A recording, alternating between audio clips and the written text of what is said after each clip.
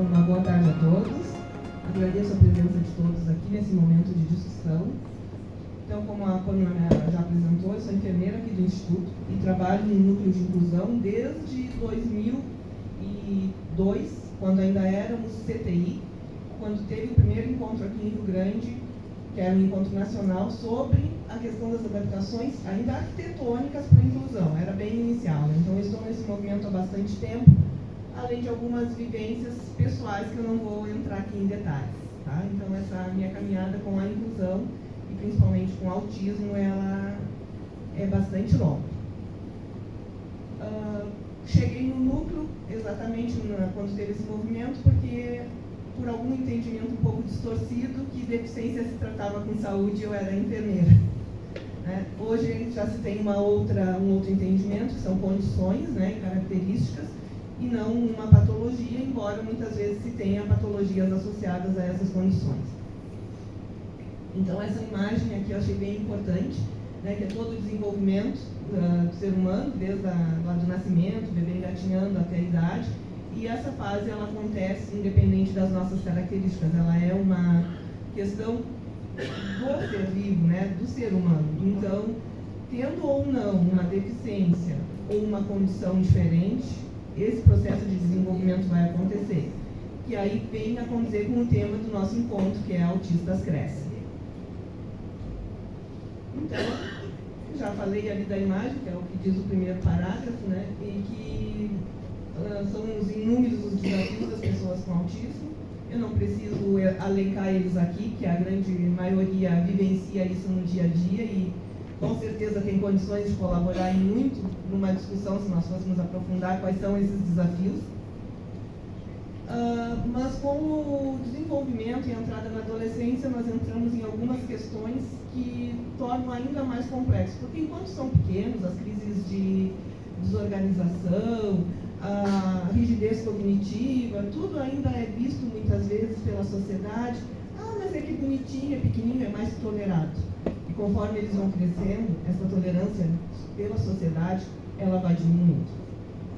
E vem também as questões das necessidades ou dificuldades com as interações sociais, a sexualidade desses indivíduos, né? Porque se vão crescendo, os hormônios vão mudar e a sexualidade vai fluir, sim. Desejos e vontades, né? E também a identidade sexual também acontece. E isso é difícil porque muitas vezes não se é visto o adolescente e o adulto com TEA como uma pessoa que tenha sexualidade. As questões emocionais, mentais e a inclusão no ensino médio. Por que eu vou frisar no ensino médio? Porque é a minha experiência. Tá? Aqui eu trabalho com alunos que chegam aqui com 14, 15, 16 anos e tem no ensino médio e também no superior pessoas com autismo, ou seja, eu trabalho com adolescentes e adultos com autismo. Não é fácil, porque não sabemos muito, não há muitos artigos, publicações, estudos e livros científicos que tratem desta questão do adolescente e do adulto. Nós encontramos alguns materiais que nos dão um norte, na estimulação precoce, no autismo na criança, na infância, mas no adolescente e no adulto nós temos pouca base e pouca experiência. Nós temos pouca base, pouco conhecimento e ainda pouca experiência, porque até pouco tempo esses indivíduos ainda ficavam em casa, não vinham para a escola, né? Essa é a nossa realidade. A inclusão escolar na escola regular, ela é algo bem novo, porque há 30 anos atrás nós tínhamos pessoas com autismo com laudo de nível 2 e 3 na escola? Nós não tínhamos, eles ficavam em casa. Então isso é novo, nós estamos aprendendo. Estão chegando agora esses jovens e adultos na escola, além dos que já estavam, que têm um diagnóstico tardio, mas que têm uma funcionalidade boa, que tem as suas dificuldades, que não é nada mais fácil, não é nada leve, o autismo nível 1 não é leve, até porque as dificuldades não são percebidas e não são auxiliadas e não são entendidas. E aí, com esse diagnóstico tardio, essa pessoa passou uma série de privações e dificuldades e discriminações até que tenha esse diagnóstico. Muitos dos nossos alunos são diagnosticados já aqui, né? Notamos as diferenças, chamamos a família, encaminhamos, solicitamos encaminhamento ao serviço e daí a alguns meses nos chega o laudo. E aí passa a ter sentido todas aquelas questões que até então, por 16, 17, 18 anos da sua vida, eles vivenciaram e não entendiam, e eram discriminados ou rotulados como o esquisito da sala de aula.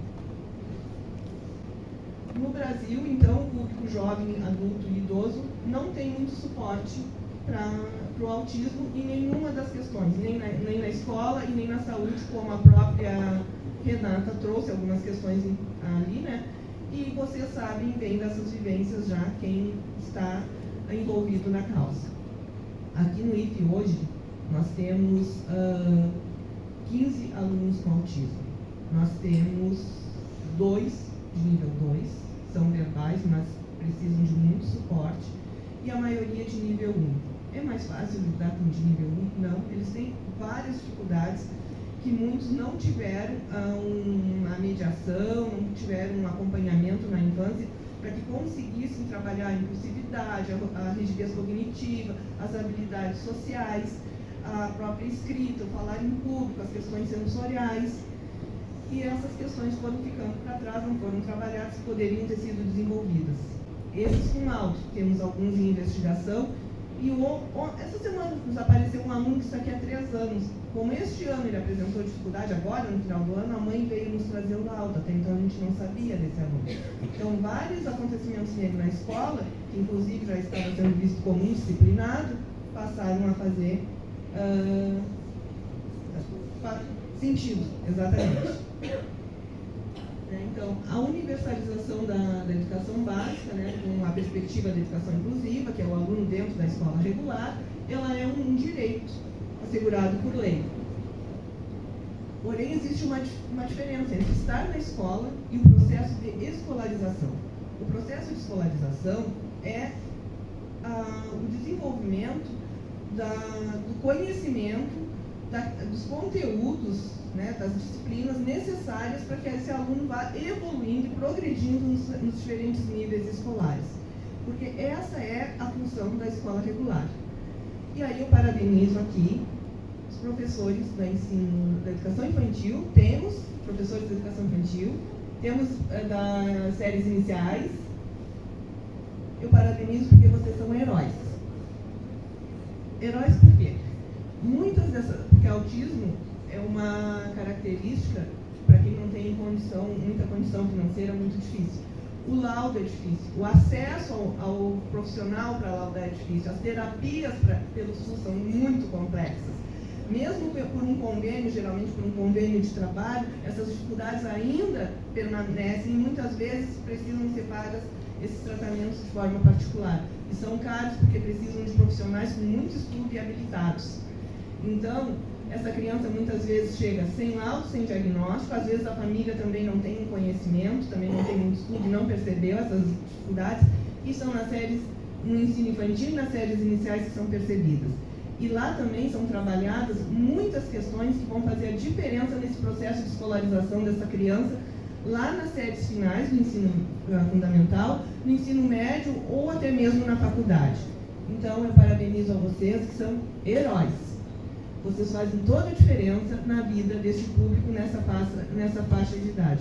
Porque a própria educação, né, na educação infantil e séries iniciais, trabalha com o lúdico e trabalha motricidade, cognitivo, atenção, habilidades sociais e tudo mais, que muitas vezes não tiveram acesso precocemente ou por terapia.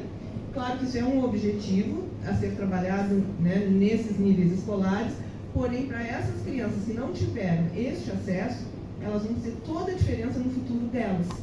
Então, eu sempre parabenizo muito. Já nas séries finais, nós começamos, no ensino fundamental, as dificuldades da escolarização. Por quê?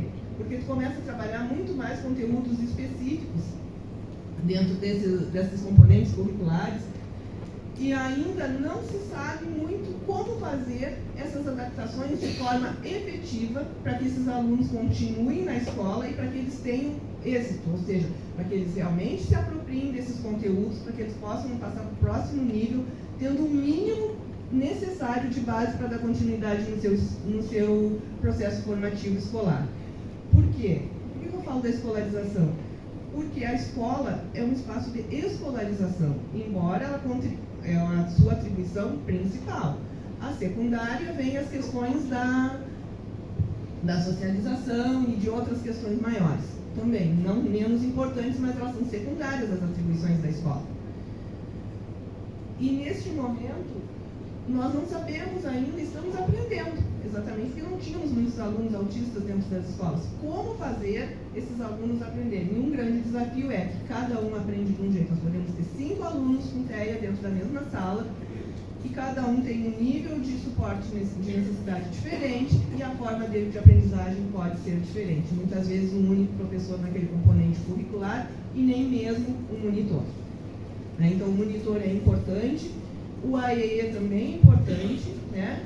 E bem claro que o AEE não é para ensinar os conteúdos são dentro da sala regular, né, da sala de aula regular, que o AEE vai trabalhar as dificuldades nessas outras habilidades, como a própria atenção, a concentração, a escrita, o raciocínio lógico, a interação social, através das estratégias específicas do serviço educacional especializado, para que ele possa dar conta das questões dentro da sala regular de escolarização.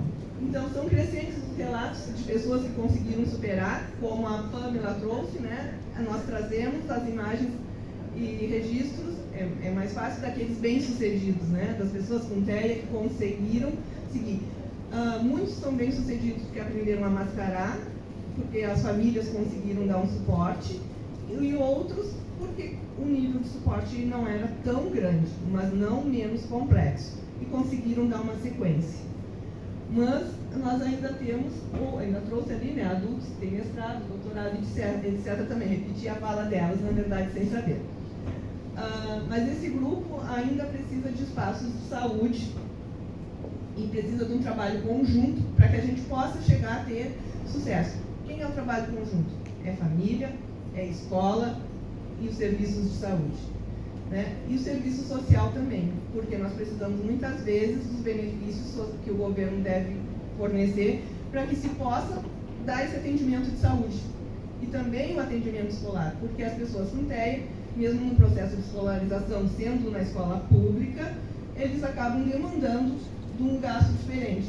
Muitos têm seletividade alimentar, não conseguem aceitar a alimentação que as escolas fornecem, precisam de uma alimentação diferenciada, precisam de um suporte, precisam de um transporte, não conseguem andar de ônibus.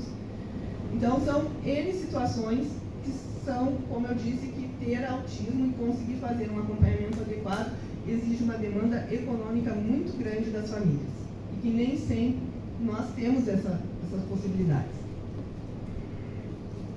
Então, as pessoas jovens, né, e adultas na escola, nós temos como os principais desafios a falta de disciplinas sobre inclusão no ensino superior, na formação dos docentes, né? Porque eu sei que existe dentro da pedagogia, mas nas outras licenciaturas não é obrigatório, e é uma disciplina que fala conceitos sobre inclusão, mas não trabalha as deficiências e algumas estratégias clássicas, que nem sempre vão ser as mais apropriadas, mas que vão nos dar um norte para depois desenvolver o ensino educacional na perspectiva da inclusão nas diferentes níveis escolares. O baixo investimento na capacitação dos professores, como eu disse, vocês são heróis. Mitos. Botei ali. Muitos casos, eu troquei. Muitos casos de ter a necessidade de 2 profissionais atuando, que são os monitores, né, e muitas vezes não se tem, e a gente sabe o quanto faz diferença, tanto para ele quanto para os outros alunos da turma. O professor dá conta da demanda da sala de aula. A pouca interação entre os pares, entre os neurodivergentes e os não neurodivergentes, os próprios alunos, os próprios funcionários da escola e etc., os amigos, os irmãos, porque a afetividade e afeto a gente não pode obrigar, né? O aluno com TEA que não é reconhecido como adolescente, como adulto, né, que é tratado de forma infantilizada dentro da escola, pelos próprios colegas e até, às vezes, por alguns profissionais da educação e da saúde. Essa é uma das nossas brigas, não uma briga, assim, mas que a gente conversa com as famílias, o quanto é importante passar a tratar aquele adolescente dentro das necessidades e das limitações dele, mas ser visto como um adolescente, que nem tudo é do autismo, muitas coisas é do adolescente, nem tudo é uma rigidez cognitiva, muitas vezes é uma rebeldia da adolescência, é um desejo, é uma dificuldade, é necessidade de isolamento. que é natural da adolescência e que essas questões precisam ser vistas e tentadas ser entendidas separadamente, embora seja o mesmo indivíduo. As políticas, né, as docentes, muitas, né, e eu não estou aqui generalizando nem acusando nenhum, porque isso é uma questão cultural ainda, numa concepção ainda muito tradicional, e isso eu percebo muito mais no ensino médio e superior, essa cultura ainda tradicional, do que no ensino, na educação infantil e no ensino fundamental, tá, gente? E interações e mediações que pouco favorecem a chegada desses estudantes à educação profissional nas instituições de ensino superior, porque ainda estamos dentro de um discurso capacitista, né, que não vão conseguir, que não vão dar conta, e a gente não sabe quem vai dar conta e quem não vai dar conta. Há casos que não dão conta, há casos que não faz sentido para o aluno. Eu não estou falando aqui para a família nem para a sociedade, eu estou falando para o indivíduo com TEA.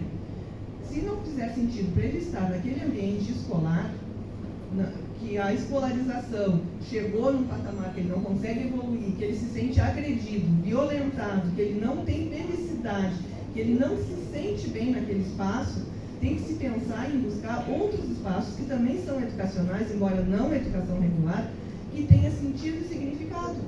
Às vezes culinária, às vezes dança, às vezes artes, de acordo com as potencialidades. A gente tem que valorizar as potencialidades da pessoa com TEA e deixar como secundário, terciário, ou talvez ou nem olhar para as dificuldades, né, as limitações. A gente precisa valorizar mais as potencialidades. Para que, em alguns casos, eu vou exigir que este indivíduo tenha um diploma do ensino médio, se ele não está processando, não está ocorrendo o processo de escolarização e ele ainda está se sentindo violentado. Ele não consegue ficar na sala de aula 5 minutos, se ele não ficar 5 minutos, ele não vai aprender. E aí a gente não está falando da educação infantil, que é um processo de adaptação. Só que o aluno, quando chega para nós no ensino médio, ele já passou por todo esse processo de adaptação escolar. Ele tem um processo de adaptação de estar numa nova instituição, com novos professores, com um novo ambiente, mas não um processo de adaptação à questão escolar, porque ele já tem uma caminhada. Inclusive, nós ligamos muitas vezes para as escolas anteriores para buscar informações desses alunos, porque a gente não tem que partir do zero. A gente tem que partir de toda a caminhada que esse aluno tem, além da conversa com os pais, com o próprio aluno, quando é possível, e também com as escolas, para que a gente possa construir o nosso plano educacional aqui para esse aluno dentro do IFE. É assim que nós trabalhamos aqui. Então, refletindo sobre a escolarização e as suas dificuldades. Então, a escolarização não é estar dentro da escola, tá? A escolarização é, de fato, ocorrer a aprendizagem dos conteúdos mínimos para que ele possa progredir de um nível para o outro, de um ano para o outro, com algum conhecimento que dê base para ele seguir e que tenha um significado para ele estar aqui, que ele goste do que ele está fazendo, que ele tenha um objetivo lá na frente, que no mínimo ele goste de estar na escola e de estudar, que ele não esteja sendo agredido. É claro que nós precisamos insistir, como todo adolescente, tem que separar o que é do adolescente e o que é do TEA. Porque a maioria dos nossos adolescentes, eles não querem estar estudando, eles querem ouvir música, dançar, passear, conversar, namorar, fazer TikTok. Então a gente tem que fazer essa mediação, que o lugar do adolescente, para assegurar um futuro para eles, é estar dentro da escola, né? Mas isso também precisa ser com o aluno que tem TEA, separar as questões da adolescência daquelas questões que são da condição deste indivíduo. Então, eles são de forma singular, que eu já trouxe, não conseguimos trabalhar da mesma forma com 2 alunos aqui com TEA, o que torna extremamente complexo o processo de ensino-aprendizagem. Até agora não tivemos nenhum que a gente diga assim, não está sendo significativo. Já tivemos, como aqui tem os cursos técnicos juntos, do aluno dizer, não gosto do curso e não gosto dessa escola. E aí o aluno foi transferido para uma outra escola e que está tendo bom aproveitamento, bom êxito, porque o problema era aqui. Assim como outros alunos que não têm nenhuma deficiência, também chegam a essa conclusão. Ficam um ano, às vezes, aqui e não querem estar mais aqui, né? Como qualquer pessoa. A apropriação ou não desses conhecimentos, elas são essenciais, né? Devem ser entendidas como não serem entendidas apenas como uma consequência do autismo. Porque, às vezes, a dificuldade da escolarização não é só por causa do autismo. É por causa de uma gama de outros fatores anteriores ao diagnóstico, né? as questões culturais, as experiências, as possibilidades que tiveram lá na infância, no domicílio e também na escola, nas séries, no ensino infantil e nas séries iniciais e no ensino fundamental.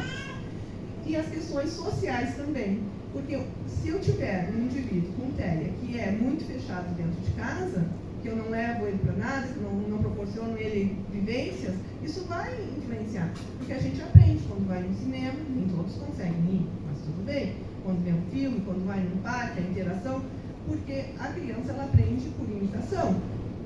Ou melhor, o ser humano aprende por imitação, né? E por reflexões. Então, se eu não proporcionar vivências para essa pessoa, isso vai influenciar no processo dele de escolarização, dificultando essa escolarização. É claro que algumas coisas eu vou tentar e não vão dar certo, outras não vão ser viáveis e outras eles não vão aceitar, mas algumas eles vão aceitar. E isso vai contribuir para o processo de escolarização, mesmo que não seja o trabalhar o conteúdo em si. Isso vai dar facilidade para ele para aprender.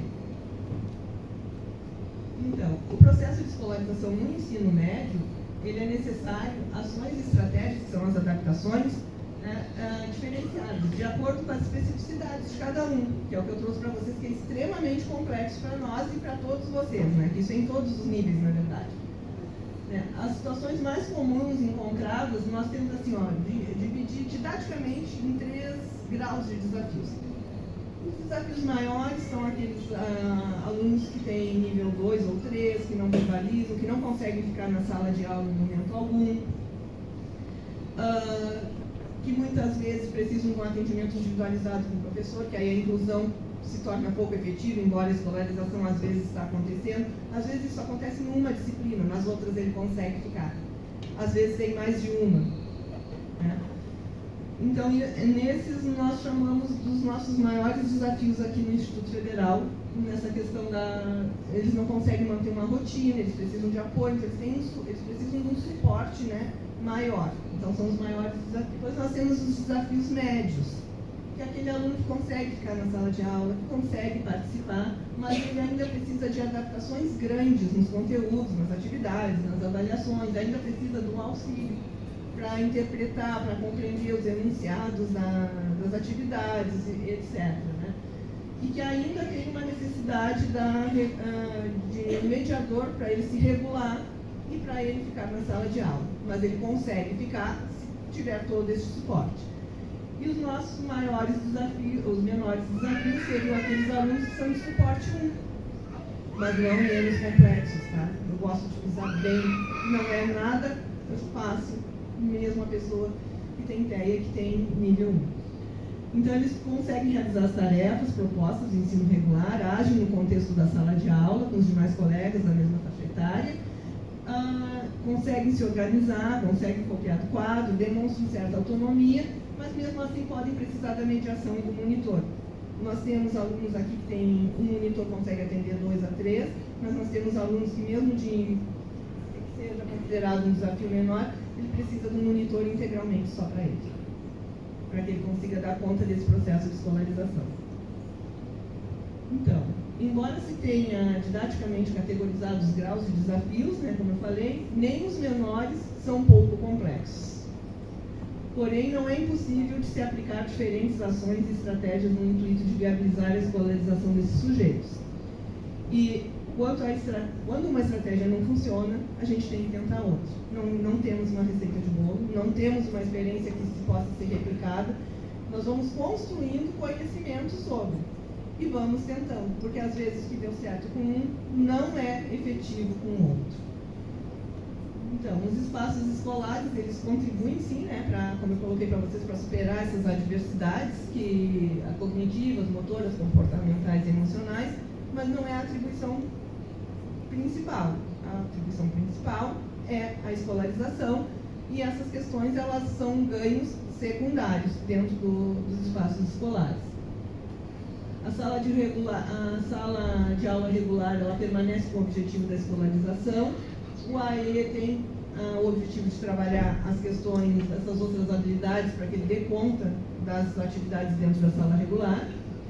E é importante que a gente não misture essas funções desses 2 espaços. Aí, bom, isso eu já falei para vocês, que a educação infantil e as séries iniciais são maravilhosas e vocês são heroínas com o ganho que vocês trazem para essas pessoas com TEA nessa fase do processo educacional.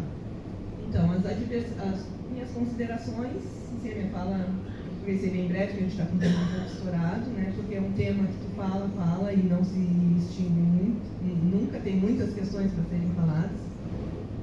Eu não já falei sim da questão da importância de se trabalhar em rede, e a rede, quando eu falo, é família, amigos, vizinhos, escola, profissionais da saúde. Então, as adversidades cognitivas, motoras, comportamentais e emocionais são atribuições prioritárias, né, dos serviços profissionais de saúde. Embora, friso mais uma vez, que muitas vezes esse trabalho inicial ele é feito dentro da educação infantil e séries iniciais. Os serviços de AE eles são para complementar esse trabalho dos serviços de saúde, trabalhando nessas adversidades, para que o aluno consiga dar conta. Para o AE, a escolarização ela é secundária. Já na sala de aula regular é o contrário, a escolarização é primária, né, a atribuição primária, e essas adversidades se tornam secundárias. Mas mesmo assim tem contribuições. Então é importante que os serviços de saúde de escola e núcleo familiar atuem juntos para que esses alunos consigam não somente ingressar na escola, porque o ingresso é garantido por lei, mas é preciso que eles permaneçam na escola e que tenham êxito. Permanecer, eles precisam estar bem, tem que ter o significado para eles. Não adianta se ele estar se sentindo violentado, seja porque não quer aquela escola ou aquele curso, né? Ou porque ele foi ao seu máximo e aquele espaço está virando um espaço de tortura e não um espaço que venha a contribuir com qualquer avanço, seja na escolarização ou nas próprias adversidades. E existem outros espaços que podem ser mais prazerosos para esses alunos, que também podem ser educacionais e não somente a escola regular. Só que é muito complexo dizer assim, olha, este aluno chegou ao topo, que é o que chamam de certificação intermediária. Não, certificação terminal. Isso está na lei, e aí tu coloca isso no histórico do aluno. Isso quer dizer que ele não tem mais condições de seguir no processo de escolarização. Só que isso é uma questão com o ser humano, para mim, eu jamais usaria, porque eu nunca sei qual é o limite do outro. E quando eu penso que o outro está no limite, ele me mostra muitas vezes que ele ainda pode mais, e eu nem sabia o quanto ele podia. O potencial dele é muito maior do que aquele que eu enxergava. Então, eu jamais usaria a certificação de terminalidade no histórico de um aluno, com TEA ou com qualquer outra deficiência. Mas isso pode acontecer. Mas a família e, às vezes, até o próprio indivíduo podem chegar ao consenso que o processo de escolarização para ele não tem mais significado. Estar aqui estudando certos conteúdos ou buscando um diploma não vai ter significado para ele. Que outras questões podem dar significado, como um curso profissionalizante rápido de alguma coisa que esse aluno goste. Por exemplo, um que goste de trabalhar com comida, né? De repente, um curso dentro das questões de cozinha, de confeitaria, podem ter mais significado, prazer, e ainda dar uma autonomia para essa pessoa, inclusive uma autonomia financeira. Então, são coisas que a gente precisa pensar. Não é fácil chegar neste tipo de pensamento, mas é preciso refletir e amadurecer até aonde é benéfico estar dentro da escola regular para determinados indivíduos, ou até onde aquele indivíduo não quer estar, porque é algo da adolescência, então eu preciso manejar essa situação para que ele continue, porque ele vai ter ganhos. Então é uma decisão complexa, difícil de se chegar.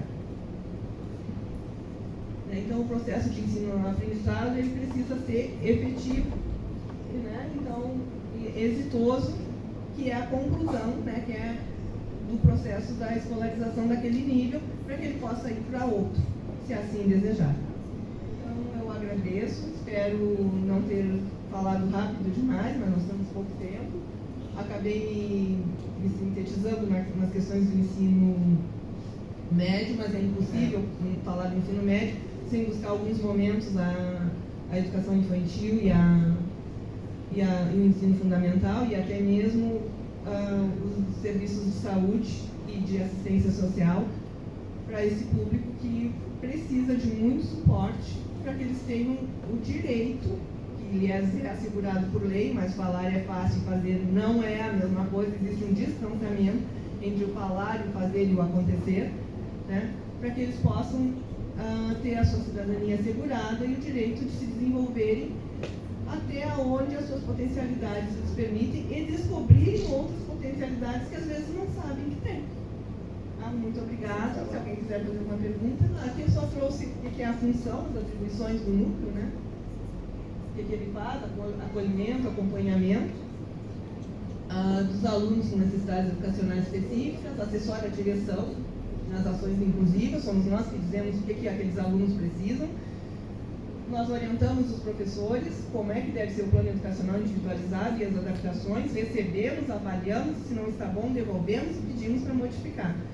A maior barreira não é ainda o nosso despreparo, a falta de investimento, que são barreiras gigantes. Mas a maior barreira de todas ainda são as atitudinais, que algumas pessoas ainda têm muita resistência de entender e aceitar, ou de buscar a formação para que possam fazer um trabalho efetivo com esse grupo de pessoas. Promovemos capacitação para a própria comunidade acadêmica e também para a comunidade externa. Trabalhamos junto com a coordenação pedagógica, assistência estudantil e a direção de ensino. E junto também com as escolas, os profissionais de saúde que atendem esses alunos. E o nosso lugar de funcionamento é na sala 108, aqui no pavilhão central, e aqui os nossos contatos. Se quiserem nos visitar, conhecer e buscar informações, estamos à disposição.